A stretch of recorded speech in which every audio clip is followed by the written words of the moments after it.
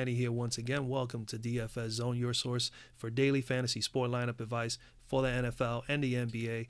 Got a brand new video for you guys. Today we're going to discuss Week 7 of the NFL, some possible receiver plays that will be good for us here at the DFS Zone community. But before I get started with the video, I appreciate you guys drop a like always. And if you're new to the channel, have not as of yet subscribed and become part of the DFS Zone community here, please do so down below. Make sure you put on those post notifications. This way you don't miss out on any of my NFL or NBA lineup advice videos as well as live shows. Before I get started with the receivers for this week, always like to give a recap of the plays I gave you last week. I gave you 3 plays at receiver last week. I gave you Julio Jones. He put up a pretty nice game, 19.3 fantasy points in that game. Tyler Boyd had an excellent game for the Bengals, 21.7 fantasy points. So if you took any one of those 2 guys and you took either Mixon or Connor in my running back picks, as well as either Mr. Matt Ryan or even Jameis Winston with 32.9 fantasy points, you would have had a nice core group of players there for your first 3 plays.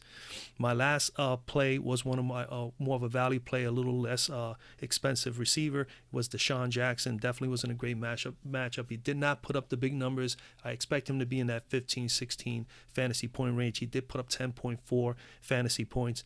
Nonetheless, he's a big playmaker. It just did not get the big play last week. But nonetheless, not too bad. There were no major duds or busts here, as opposed to my Chris Carson pick at running back, who only had 5.9 fantasy points. So thus far last week, all the picks were pretty good, other than Chris Carson thus far.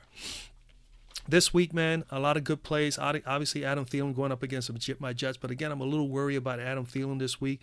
I got a feeling the Jets are going to definitely do everything they can defensively to try to neutralize him. They know that he's important to Minnesota. So I don't know. I just got a feeling that the Jets, I think the Jets are a little sneaky defensive play this week. But Adam Thielen definitely is in play at this price. He's been just getting targeted a lot until somebody neutralizes him, which I think maybe the Jets are going to try to do everything they can to do that. I'm going to bypass him this week and Minnesota in general.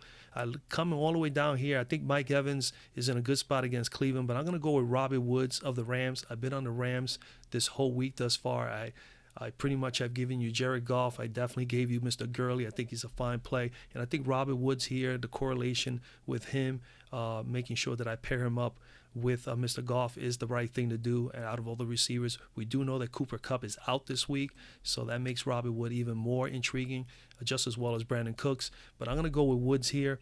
87, man, 87.3 yards per game, 3 receiving TDs, 16.1 fantasy points thus far this year. He has had 3 100-yard games. That's what stands out for me, and pretty much 4 solid games in a row. I mean, if you think of 5 receptions for 92 yards, I mean, that's more than 12, 13 yards per catch. That is a fantastic game right there in itself. In this span here, he's had 51 targets, 36 receptions, averaging 6 receptions per game and 8.5 targets per game. And as you can see here, and then during the course of those 3 100-yard games, he has 16 fantasy points per game, 22 receptions, 314 yards, and 14.9 yards per catch, nearly 15 yards per catch, which is absolutely fantastic, man. Red zone opportunities he's had as well. He's been targeted 5 times in the red zone, 3 receptions, 14 yards, 2 TDs.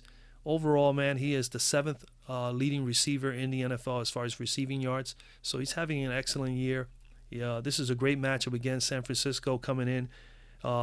Is 26th in the NFL in pass defense, and he has had actually, I checked it up because I know for a fact that he has played against San Francisco because they're in the same division. Last season, he has 6 receptions in the last game against them for 108 yards, 18 yards per catch in that game. The previous game, he had 5 receptions for 44 yards, 8.8 yards per catch, 1 TD. So, I mean, overall, he's pretty much averaging about 12, 13 yards per catch. And then, of course, during the course of the last 3 games, as I told you, 14.9 yards per catch. And now at San Francisco, they've been pretty much giving up opponents 7.4 yards per catch as the 26th pass defense in the NFL, 279 yards per game coughing up. They've given up 14 TDs, which is the 3rd most in the NFL. They're also in 24th in as far as receiving yardage is given out to receivers. They're 24th in the NFL, giving up 291 yards per game in that category. All the TDs that they've given up all year long have been to receivers. So in other words, none of them have come to running backs. They're going up against the fourth best offense in the NFL in the Rams, 310 yards per game, and they have scored 12 touchdowns thus far this year, while San Francisco has given up 14. Red zone defense for San Fran, 60% of the time the opposition gets in the red zone, they score. The opposition has been getting in the red zone against them 4.5 times per game, and have scored 2 touchdowns and 1 field goal on the average. The Rams' red zone offense, okay, you also have to look at that, 56.6% conversion ratio in the red zone. They get 5 opportunities a game. I don't like that 56% for the kind of explosive offense they have, and Todd Gurley being such a dominant back between the tackles, someone that they definitely should pound the ball in, especially in the 10-yard line. For them to have 5 opportunities in the red zone and only come off on a regular basis, coming out with just 2 touchdowns and a field goal, they definitely need to improve in that area.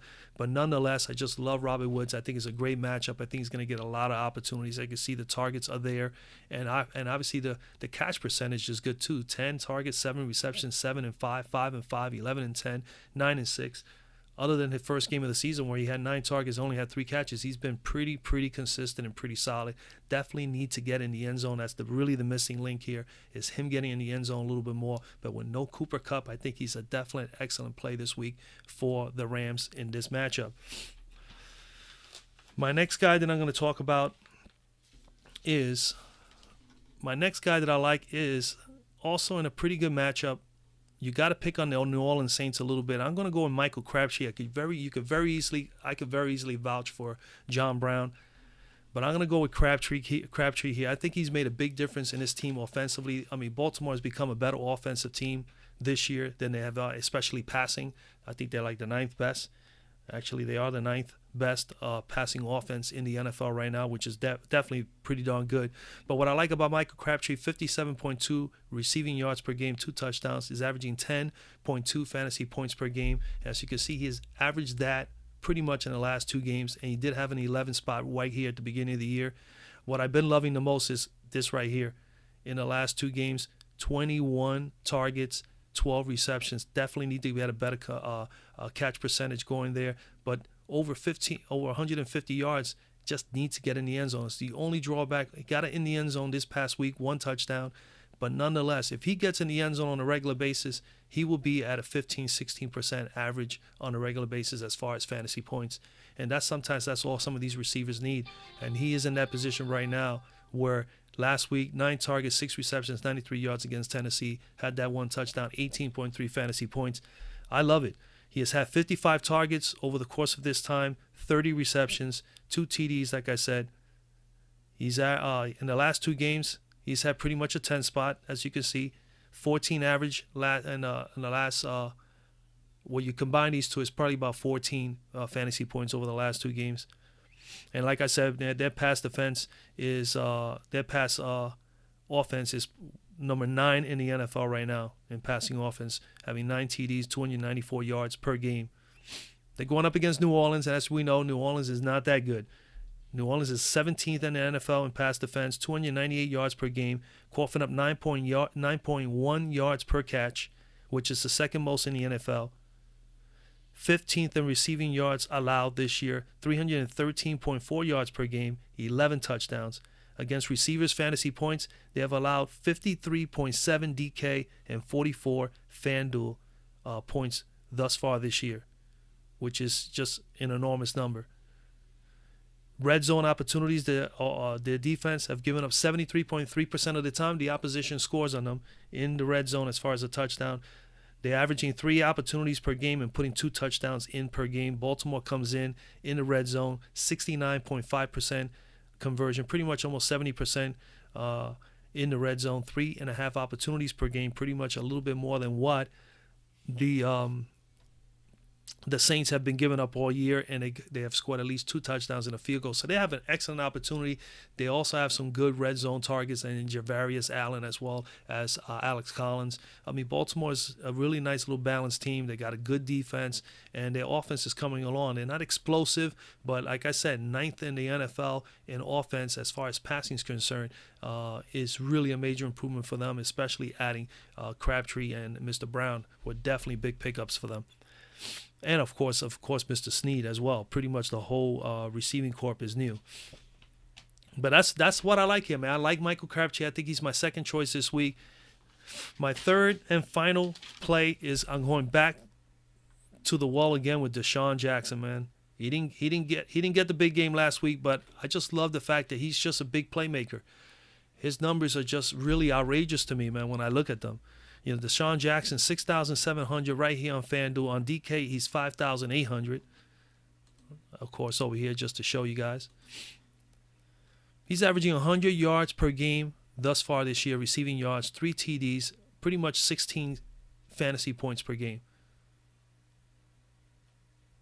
When you look at him here in the last several games, look at these targets. Well, he had 9 targets last week. They only got 4 receptions. But 4 receptions, 77 yards. That comes down to about 19 yards per catch. And this is why I love so much about him. He makes a catch into 10, 15, 20, sometimes 30 yards.